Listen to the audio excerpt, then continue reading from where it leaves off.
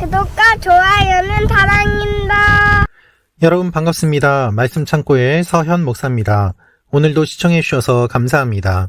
오늘은 사무엘상 24장 1절부터 15절 말씀입니다. 오늘 말씀은 다윗이 사울의 옷자락을 자르는 내용이 기록되어 있습니다. 다윗은 선을 넘지 않습니다. 사울을 충분히 죽일 수 있음에도 불구하고 하나님께서 세우신 사람을 죽일 수 없다며 자신이 할 수 있는 일과 할 수 없는 일을 분명하게 구분하고 있습니다. 이것이 영적인 사람의 특징입니다. 모든 것을 자신의 마음대로 하는 것이 아니라 하나님께서 정해 두신 선을 지키는 것, 그것이 하나님의 사람의 특징입니다. 오늘 이 말씀을 통하여서 우리에게 주시는 하나님의 마음을 함께 묵상해 보기를 원합니다. 1절부터 말씀입니다. 블레셋 사람들과 싸우러 나갔다가 돌아온 사울은 다윗이 엔게디 광야에 있다는 소식을 듣게 됐습니다. 그러자 사울은 온 이스라엘에서 뽑은 3,000명의 군사들을 이끌고 다윗과 그 일행들을 찾기 위해 들염소 바위 근처로 갔습니다. 사울은 길가에 있는 양 우리에 이르게 됐습니다. 그곳에는 동굴이 하나 있었는데 사울이 용변을 보려고 거기 들어갔습니다. 그 동굴 안쪽에는 다윗과 그의 일행이 숨어 있었습니다. 다윗의 부하들이 말했습니다. 오늘이야말로 여호와께서 내가 내 원수를 내 손에 넘겨주어 내 마음대로 하도록 하리라 라고 말씀하신 그날인가 봅니다. 그러자 다윗은 살그머니 기어가 사울의 겉옷 한 자락을 잘라냈습니다. 다윗은 사울의 옷자락을 잘라낸 것조차도 마음에 걸렸습니다. 다윗은 자기 부하들에게 말했습니다. 내 손을 들어 여호와께서 기름 부어 세우신 내 주인을 치는 일은 여호와께서 금하신 일이다. 그는 여호와께서 기름 부어 세우신 왕이다. 다윗은 이런 말로 자기 부하들을 나무라며 그들이 사울을 공격하는 것을 허락하지 않았습니다. 사울은 동굴을 떠나 자기 길로 갔습니다. 그러자 다윗은 동굴에서 나와 사울에게 외쳤습니다. 내 주 왕이시여. 사울이 뒤돌아 다윗을 보자 다윗은 얼굴을 땅에 대고 엎드려 절했습니다. 다윗이 사울에게 말했습니다. 어째서 왕은 사람들이 다윗이 왕을 해치려고 한다라고 한 말에만 귀 기울이십니까? 오늘 왕께서는 여호와께서 동굴 속에서 왕의 목숨을 내 손에 넘겨주셨음을 확실히 아셨을 것입니다. 저더러 왕을 죽이라고 부추긴 사람들도 있었지만 나는 왕의 목숨을 아껴 오히려 나는 내 손으로 내 주인을 치지 않겠다. 그는 여호와께서 기름 부으신 왕이기 때문이다 라고 말했습니다. 내 아버지여 보십시오. 내 손에 있는 왕의 이 옷자락을 보십시오. 내가 왕의 옷자락을 잘라냈지만 왕을 죽이지는 않았습니다. 그러니 내가 왕께 잘못을 저지르거나 반역한 것이 아니라는 것을 알아주십시오. 왕은 내 목숨을 빼앗으려고 찾아다니시지만 나는 왕께 죄를 짓지 않았습니다. 여호와께서 왕과 나 사이를 판단하셔서 내 억울함을 직접 풀어주시기 바랍니다. 그러나 나는 왕께 손대지 않을 것입니다. 속담에 악한 사람에게서 악한 행동이 나온다고 했으니 나는 왕을 해치지 않을 것입니다. 이스라엘의 왕이 누구를 잡으러 나온 것입니까? 왕이 누구를 쫓는 것입니까? 죽은 개나 벼룩을 쫓는 것과 같습니다. 여호와께서 우리 재판관이 되셔서 우리 사이를 판단해 주시기 바랍니다. 그분이 내 사정을 살피시고 나를 왕의 손에서 구해내시기 바랍니다.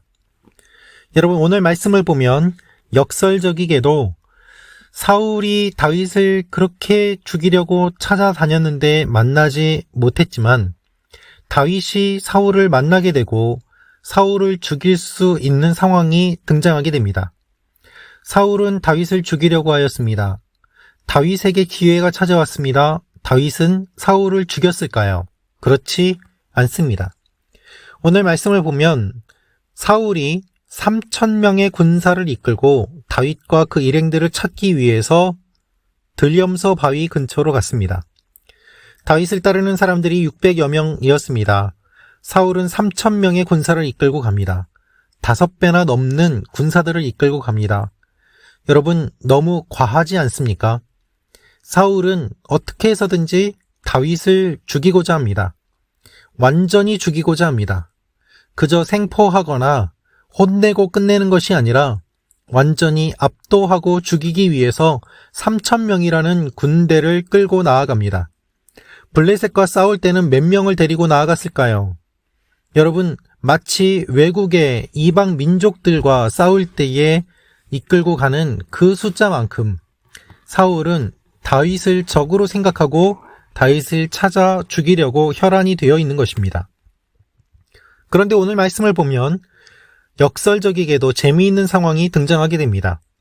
사울이 동굴 속으로 들어가서 용변을 보게 되었는데 마침 그 동굴 안쪽에 다윗과 그 일행들이 숨어 있었던 것입니다. 사람들은 놔두고 사울 혼자 동굴에 들어왔기 때문에 사울은 특별히 동굴에서도 용변을 보고 있는 상황이었기 때문에 완전히 무방비한 상태였습니다. 다윗의 부하들이 이렇게 말하는 것도 이해는 갑니다. 다윗의 부하들은 이렇게 말했습니다. 하나님이 사울을 넘겨주신 것 아닙니까? 오늘이 바로 그날입니다. 다윗이여, 사울이 이곳에 온 것은 하나님의 인도하심입니다. 잡아야만 합니다. 여러분, 얼마나 그럴듯하게 들립니까? 그렇죠. 수많은 동굴들이 있는데 왜 하필이면 사울이 다윗이 숨어있는 그 동굴에 들어왔겠습니까? 들어와서도 왜 다윗이 있는지 몰랐겠습니까? 거기에서 부끄러운 치부를 다 드러내놓고 용변을 보고 있는 것을 다윗과 또한 다윗의 부하들이 다 보고 있지 않습니까? 수많은 사람들 앞에서 용변을 보고 있으면서도 사울은 자신이 무슨 일을 하고 있는지, 어떤 상황에 처해 있는지 알 수 없습니다. 이것이 하나님께서 하시는 일입니다. 얼마나 어처구니 없는 상황이고 웃을 수밖에 없는 상황입니까? 다윗의 부하들이 이렇게 생각하는 것도 틀린 것은 아닙니다. 여러분, 우리는 하나님께 기도합니다. 그리고 어떤 일들을 경험하게 됩니다. 그러면 이렇게 생각하죠. 누군가를 만나게 되면 하나님이 이 사람을 나에게 보내주셨는가 보다. 나에게 돈이 갑자기 생기게 되면 하나님이 나에게 돈을 주셨다. 어떤 일이 갑자기 생기게 되면 하나님이 이렇게 하라고 이 일을 나에게 주시는가 보다. 이렇게 해석하기가 참 쉽습니다. 또 그렇게 하는 것이 당연해 보이기도 합니다. 하지만 아전인수격으로 그렇게 해석하면서 오히려 하나님의 뜻을 잘못 해석하고 문제를 크게 만드는 일들은 얼마나 많이 있습니까? 다윗의 부하들의 제안은 그럴듯해 보였습니다. 사울을 잡으면 기나긴 도피 생활도 끝나게 되고 오히려 자신이 주도권을 잡고 사울을 이기게 되는 역전의 상황입니다. 다윗이 의도하지 않았는데 사울이 들어왔고 이 기회를 살리면 하나님께서 주신 기회인 줄 누가 알겠습니까? 그런데 다윗은 그렇게 하지 않습니다. 다윗은 살그머니 가서 사울의 겉옷 한 자락을 잘라냈습니다. 사울이 용변을 보고 있을 때 겉옷을 잘라낸 것을 보면 얼마나 가까이 다가갔는지 우리는 생각해 볼 수 있습니다. 또한 사울이 어떻게 그것을 또한 몰랐을까도 생각해 볼 수 있습니다. 중요한 것은 다윗은 이렇게 겉옷만 잘랐음에도 불구하고 마음이 불편해졌다는 것이죠. 여러분, 하나님의 사람, 성령의 사람은 매우 작은 일에 불편을 느낍니다. 왜냐하면 그만큼 민감하기 때문입니다. 하나님께 민감하기 때문에 다른 사람들이 보기에는 죄처럼 보이지 않아도 성령의 사람은 그것이 죄로 여겨지게 되고 마음의 부담을 느끼게 되고 또한 마음이 무겁습니다. 거룩한 부담을 느끼게 되는 것입니다. 다윗의 부하들보다 다윗은 마음이 걸리고 무거웠던 것이죠. 다윗은 하나님의 뜻이 무엇인지 분명하게 알았습니다. 주인을 치는 것은 안 되는 일이다. 하나님께서 기름 부어 세운 왕을 내 손으로 죽일 수 없다. 이 원칙이 그에게 분명히 있었기 때문에 그는 결정적인 순간에 이것이 하나님께서 하시는 일인지 아닌지 분명하게 분별할 수 있었습니다. 여러분, 우리가 신앙생활하면서 살아가면서 분명한 원칙과 기준이 없으면 상황에 따라서 판단하게 됩니다. 그리고 그것은 잘못된 판단이 되고 잘못된 결과를 가져오게 되기도 합니다. 가끔 신앙생활 하시는 가운데 이와 같이 중요한 원칙은 모르고 무조건 상황과 환경에 따라서 판단하시는 분들이 보이기도 합니다. 참 안타깝습니다. 모든 것을 자기 중심으로 해석합니다. 하나님께서 말씀하신 십계명과 기본적인 원리들은 생각하지 않고 무조건 기도한 것에 대한 응답이라고 하면서 자기 중심으로 해석하는 분들이 가끔 보이기도 합니다. 여러분은 어떠십니까? 마치 다윗의 부하들처럼 기준 없이 상황에 따라서 판단하고 있지는 않습니까? 다윗은 분명한 기준을 가지고 이야기합니다. 하나님의 사람을 내가 죽일 수 없다. 왕을 죽일 수 없고 하나님이 기름 부으신 사람을 내가 칠 수 없다. 그리고 다윗은 이것을 떳떳하게 이야기합니다. 사울을 부르고 어떤 일이 일어나는지 분명하게 이야기합니다. 비굴하지 않습니다. 또한 교만하지도 않습니다. 있는 그대로 이야기하지만 담대하게 이야기를 합니다. 왕은 내 목숨을 빼앗으려고 찾아다니시지만 나는 왕께 죄를 짓지 않았습니다. 하나님이 판단하실 것입니다. 라는 것입니다. 그리고 이렇게 말을 합니다.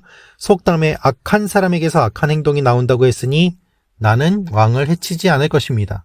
즉 나는 악한 사람이 아닙니다. 라고 말을 하는 것입니다. 사울은 다윗을 죽이려고 하였지만 다윗은 사울에게 선을 베풀고 있는 것입니다. 사울은 다윗을 죽이려고 하였지만 다윗은 오히려 사울을 살려줍니다. 그리고 하나님께 맡깁니다. 여러분, 복수를 내가 하는 것이 아니라 내 손에 피를 묻히면서 하는 것이 아니라 하나님께서 판단해 주실 것을 믿고 맡기는 것, 이것이 믿음입니다. 하나님을 믿지 못하면 내가 직접 판단하고 내가 직접 복수하고 내가 직접 내 손에 피를 묻혀야만 직성이 풀리게 됩니다. 그러나 하나님을 믿게 되면 답답해 보이고 좀 둔해 보이고 어리석게 보이지만 그것이 실은 지혜로운 행동임을 하나님은 분명하게 말씀하고 있습니다. 다윗은 사울을 죽일 수 있습니다. 그러나 그의 손에 피를 묻히지 않습니다. 하나님의 말씀을 어기고 사울을 죽여서 왕이 된다고 하더라도 그것이 하나님의 뜻에 맞지 않는 일이기 때문에 왕이 되어도 아무런 소용이 없음을 그는 알고 있기 때문입니다. 여러분, 중요한 원칙을, 영적인 원리를 무시해 가면서까지 상황에 따라 판단하고 행동하려고 하지 마십시오. 지금은 좋아 보일지 모르지만 결론이 안 좋게 끝나는 경우가 훨씬 더 많이 있기 때문입니다. 오늘 여러분의 삶 가운데 일어나는 일들 가운데 무엇을 근거로 중요하게 판단하시는지 깊이 생각해 보시기를 바랍니다. 하나님께서 말씀해 주신 영적인 원리를 가지고 분명한 기준을 가지고 흔들림 없이 나아감으로 말미암아 하나님께서 주시는 풍성한 복을 계속해서 지속적으로 받아 누리시는 여러분과 제가 되기를 원합니다. 기도하겠습니다. 아버지 하나님, 상황과 환경에 따라서 그때그때 판단하지 않고 중요한 원칙과 원리에 따라서 판단하며 나아가는 다윗의 모습을 봅니다. 그래서 사울을 풀어주는 다윗의 모습을 봅니다. 주님, 오늘 우리가 결정하는 일들에 있어서 하나님의 원리와 원칙을 가지고 판단하며 바르게 분별하는 일들이 일어나게 하여 주옵소서. 예수님의 이름으로 기도합니다. 아멘.